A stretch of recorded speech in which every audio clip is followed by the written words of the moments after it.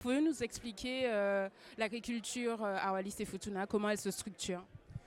Bon, après, l'agriculture à Wallis et Futuna, ce qui est pratiqué, c'est l'agriculture familiale. Donc chaque famille a son exploitation, son petit élevage.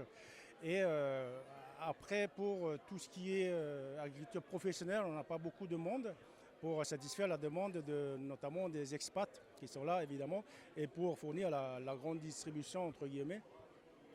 Et donc là-dessus, moi, j'en fais partie de peu de professionnels qui pratiquent de l'agriculture professionnelle, quoi.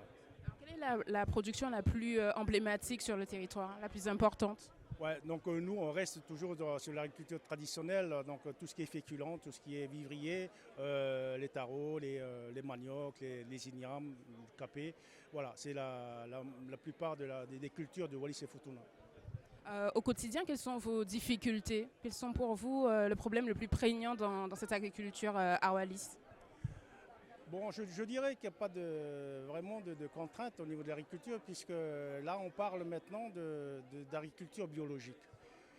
L'avantage qu'on a, parce qu'il y a un moment, on était très en retard, parce que tout le monde était sur l'agriculture intensive, et nous, on est resté toujours sur l'agriculture biologique, responsable.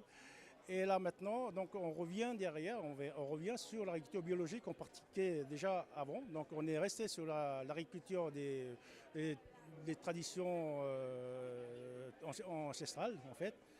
Et du coup, on est devant, puisqu'il n'y a jamais eu d'intrants chimiques sur le territoire. Donc, du coup, on est toujours dans l'agriculture biologique. Même si, et quand je leur parle à la population, enfin une certification bio, un label bio, ils ne comprennent pas, parce que ça sert à quoi?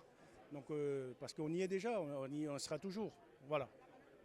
Alors, vous participez à ce séminaire de l'ODEADOM. Y a-t-il eu des solutions qui ont été présentées, des témoignages, des échanges qui vous ont marqué par rapport aux autres agricultures ultramarines et dont vous souhaitez vous inspirer, si on peut dire ça comme ça?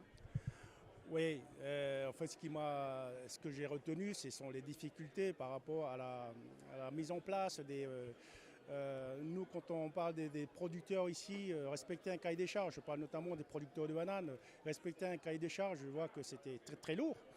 Et tout ce qu'on leur impose, mais sans réellement de moyens, même si on essaie de se convaincre qu'on a de l'argent à mettre en place, des moyens pour qu'ils avancent sur leur production.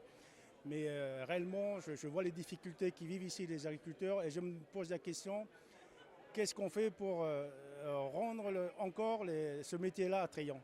C'est difficile à mettre en place. Quand je vois tout ce qui est imposé pour qu'on respecte certains cahiers de charges, notamment des normes européennes qui sont mises en place ici. Donc je vois réellement les difficultés. C'est pour ça que moi, il faut réellement enfin, toutes nos autorités fassent le nécessaire. Il ne faut pas... parce que j'ai l'impression, on vient de faire un séminaire en Polynésie il y a 2 semaines sur nos programmes européens protège notamment. On a fait exactement le même séminaire. Ce qu'on vient de faire, c'est ce qu'on a fait il y a 2 semaines en Polynésie avec le programme européen. Voilà. Donc il y a réellement de difficultés sur la formation. Quand j'entends qu'il y a une formation, mais faut cotiser, mais comment revenir en aide réellement aux jeunes, aux moins jeunes qui ont besoin de formation initiale, continue et puis professionnelle. Donc je pense qu'il y a des trucs à mettre en place réellement pour faciliter l'agriculture, sinon d'ici quelques années, il n'y aura plus personne. Voilà. Sur cette problématique, par exemple, de changement climatique au quotidien, comment vous vivez ce contexte de changement climatique au sein de l'agriculture wallisienne? Ouais. Bon, le changement climatique, c'est pour ça que je dis, c'est une affaire de tous. C'est un phénomène mondial. Nous, à Wallis et Futuna, on le voit, on le constate. Autant qu'agriculteur, je le constate.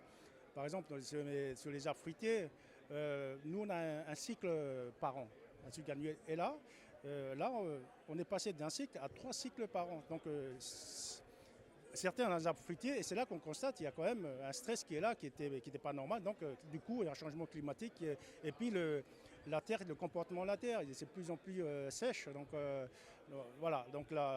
Et donc, on est derrière, essayer de trouver les moyens, comme je disais dans mon intervention, donc, pour la gestion de l'eau, et pour ça, donc, le paillage, l'agroforesterie. Donc, on passe par d'autres modes d'agriculture. Voilà.